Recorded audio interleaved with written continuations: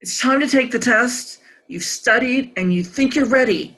And the test is handed out, and just like that, you draw a complete blank, even on the easy ones.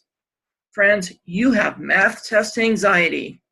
Let's talk about ways to prevent this from happening on test day.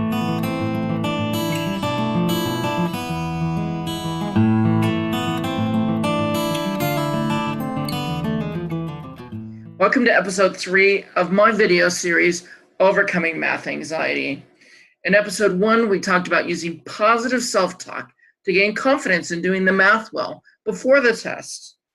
In episode 2, we talked about tips and tricks to learn the material as you went along in the unit, again, well before the tests.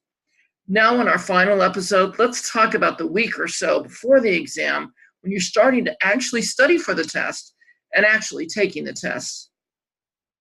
So this may seem obvious, but my first tip is to do the review packet.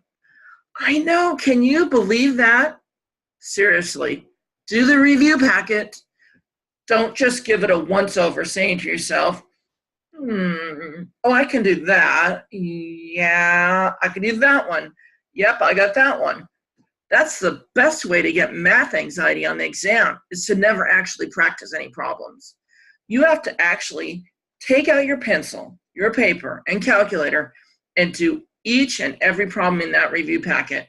So the first time through, if you do a problem wrong or not sure how to get the right answer, I want you on a separate sheet of paper to write down the entire problem with directions. And then keep going, doing the review all the way through this way. Now, when you get to the end, go back to the sheet of paper and ask somebody how to do it until you understand it. And if nobody makes sense, then I want you to go to your teacher for help outside of class if possible. This is my second tip. Talk to the teacher outside of class so that you have enough time to get all your questions answered. Plus, the teacher is likely to give you extra problems to practice with. If he doesn't, ask for extra problems. Also, if you can do it on the chalkboard, that's even better, or the whiteboard. This will also show the teacher how much you want to do well on the test. And hey, that can never hurt. Also, I want you to go in for help within a day or two of the test. Now, I have a reason for this. I want you to ask the teacher for extra problems to practice. If possible, put them on the whiteboard if you can, so the teacher can see your work and look for any errors, or if you aren't showing the work correctly. By this time, the teacher will have written the test, and she may drop a hint or two about what she really thinks is important. This will help you with your math anxiety because you'll have some idea what specifically she might have put on the test. So now you've tried the review packet and you got all your questions answered, it's time to go back through the review packet. Now, I don't want you to look at your old work. Do it from the beginning. If you still can't do a problem, I want you to mark it again, but go through the whole review. When you're all done, I want you to check your answers. And on the ones where you put marks, well, now you can go back to the original review packet you did and see how to do it correctly when you ask for that extra help. After this, keep going through the review packet until you can do all the problems. Remember, you don't practice math until you get it right. You practice math until you can't get it wrong. This way, when the test is in front of you, chances are you will not freak out and blank out. You know, that's the secret. People that get A's on my exams always did the review packet multiple times until they knew cold what to do as soon as they saw the problem. So the next tip I'm serious about. The night before the test, get a good full night's sleep.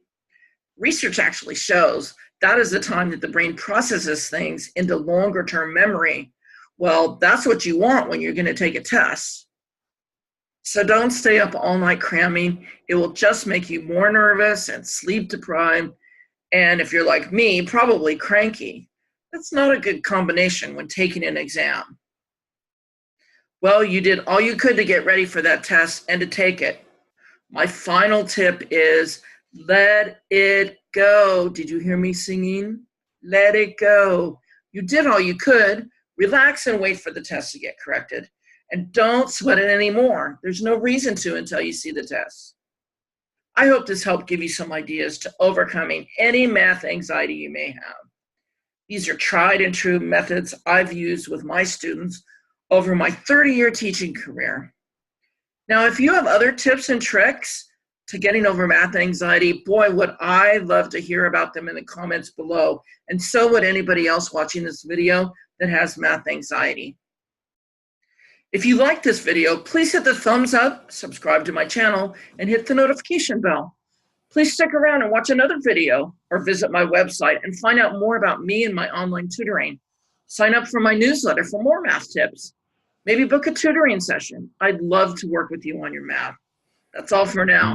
I'll see you next time.